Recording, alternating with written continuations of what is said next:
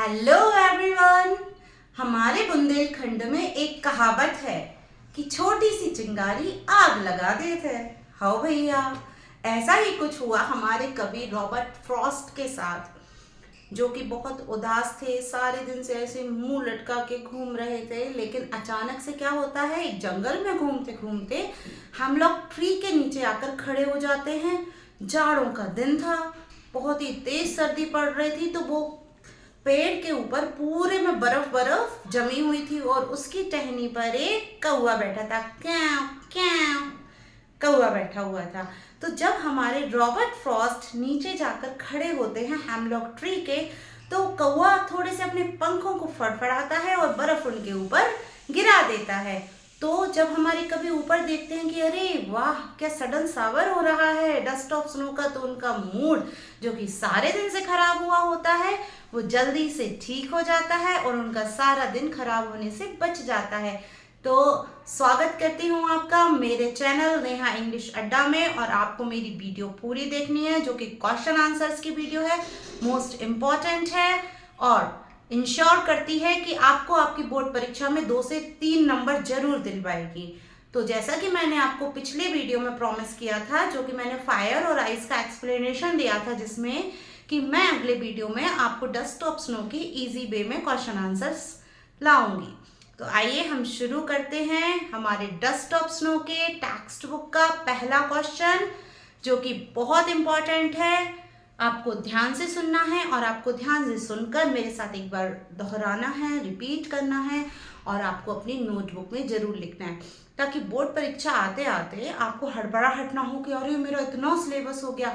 मैं बहुत ही इजी शब्दों में आपको समझाने की कोशिश करूंगी, ताकि हमारे कई सारे स्टूडेंट्स ऐसे हैं जो अभी भी इंग्लिश में कठिनाई देखते हैं, उनको क्वेश्चन आंसर ठीक से समझ नहीं आते, याद नहीं होते, और जिसके चलते उनके नंबर कम रह जाते हैं। नंबर कम रह जाते हैं तो परसेंटेज गिर जाते हैं। तो मेरी यही कोशिश है कि मैं इजी शब्दों में आपको समझाऊं। अच्छा, इससे पहले मेरी पोएम डस्ट ऑफ स्नो का एक्सप्लेनेशन जरूर देखिए, उसको वीडियो जरूर देखिए, क्योंकि मैंने बहुत ही इजी लैंग्वेज में उसको समझाया है। और आप अगर वो वीडियो देखेंगे तो आपको क्वेश्चन आंसर्स और भी जल्दी समझ में आएंगे। तो आई होप आप वो वीडियो जरूर देखेंगे, और अभी तक अगर वीडियो अच्छी लग रही है तो एक लाइक जरूर कर दे, ताकि मुझे और भी उत्साहवर्धन हो। ठीक है, हम आगे चलते हैं। These are very important question and ensure 2 to 3 marks and more than 2 or 3 marks. मैं बार बार आपको इंसिस्ट कर रही हूँ, ध्यान से देखिए और वीडियो बिना स्किप करे आपको देखना है, जब ही आराम से समझ में आएगा। और मैं जितने भी क्वेश्चंस बताऊंगी उसमें से बोर्ड एग्जाम्स में पक्के से एक क्वेश्चन आएगा। ये पार्ट अभी बंद है तो ध्यान से देखिएगा। What is dust of snow? What does the poet say has changed his mood? How does the poet's mood change? ये हमारा टेक्स्ट बुक का पहला क्वेश्चन है। इसमें मैं 3 आंसर्स आपको एक साथ इसलिए बता रही हूँ, 3 क्वेश्चन सॉरी, क्योंकि ये हमारे टेक्स्ट बुक में तीनों एक साथ मर्ज करके दिए गए हैं। आपको अलग अलग भी आ सकते हैं और मर्ज करके भी आ सकते हैं।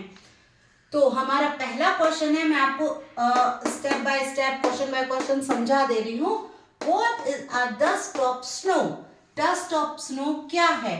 What does poet say has changed his mood?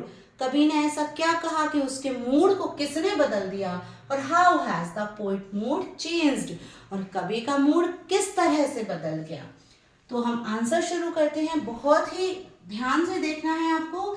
Dust of snow are fine particles of snow or flakes of snow. Dust of snow जो है वो fine particles मतलब बारीक बारीक कण होते हैं। किसके होते हैं भाई? स्नो के। स्नो मतलब बर्फ के बारीक बारीक कण होते हैं।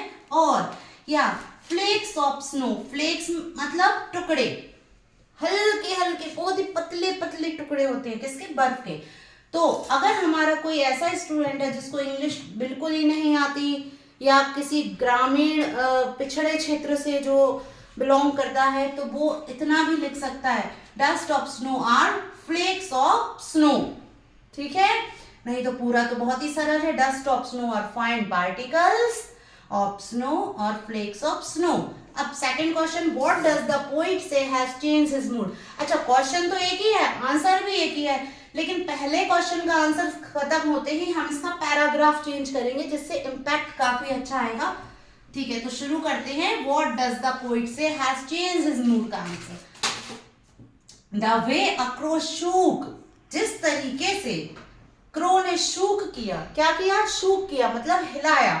डस्ट ऑफ स्नो को, डस्ट ऑफ स्नो को जिस तरह से कौवे ने कवि के ऊपर गिराया, has changed, sorry had changed poets mood, उसने हमारे कवि का पूरा मूड जो है वो एकदम से बदल दिया।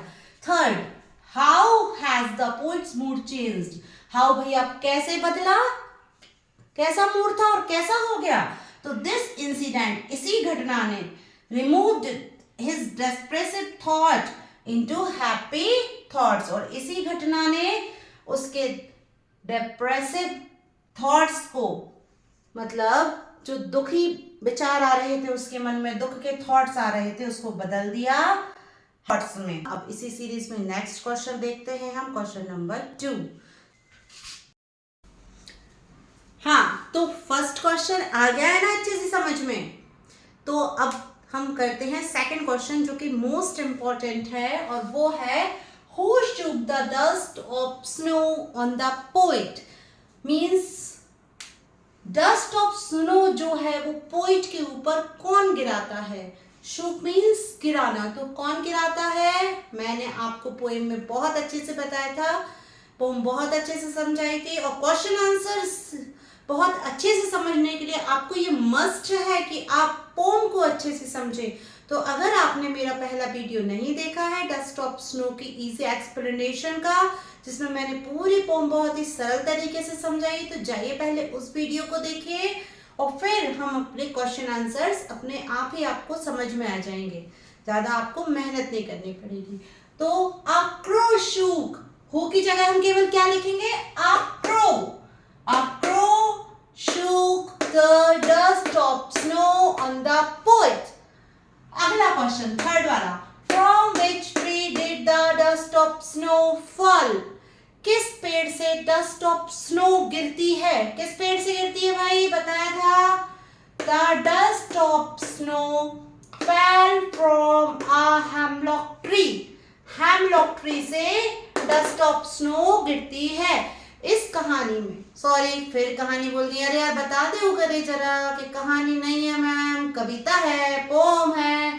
तो इस पोम में हमारा जो हेमलॉक ट्री है और क्रो है, उसकी बहुत ही ज्यादा इंपॉर्टेंस है, बहुत ही महत्वपूर्ण भूमिका है हमारे कवि, हमारे पोइट रॉबर्ट फ्रॉस्ट का मूड चेंज करने के लिए। तो कहाँ से गिरती है भाई dust of snow? Dust of snow गिरती है हेमलॉक ट्री से। Okay, next, how did the poet feel before the snow fell on him। हमारे पोइट को कैसा फील हो रहा होता है जब उसके ऊपर डस्ट ऑफ स्नो गिरती है? उससे पहले उसको कैसा फील हो रहा होता है? ऐसा। अरे भाई पता है कि उसको उदास फील हो रहा होता है, तो क्या होता है उदास? सैड, अनहैप्पी, बस हो गया answer. The poet was sad and unhappy। कैसा फील था, हो रहा था? Sad and unhappy before the snow fell on him। जब डस्ट ऑफ स्नो गिरने से पहले उसको सैड और अनहैप्पी फील हो रहा था। अगला क्वेश्चन है, व्हाट इज हेमलॉक। हेमलॉक क्या है? हेमलॉक क्या है? पेड़ है भैया एक। कैसा पेड़ है? जहरीला पेड़ है जिसमें सफेद सफेद फूल उगते हैं, लेकिन उन फूलों में कोई खुशबू नहीं होती।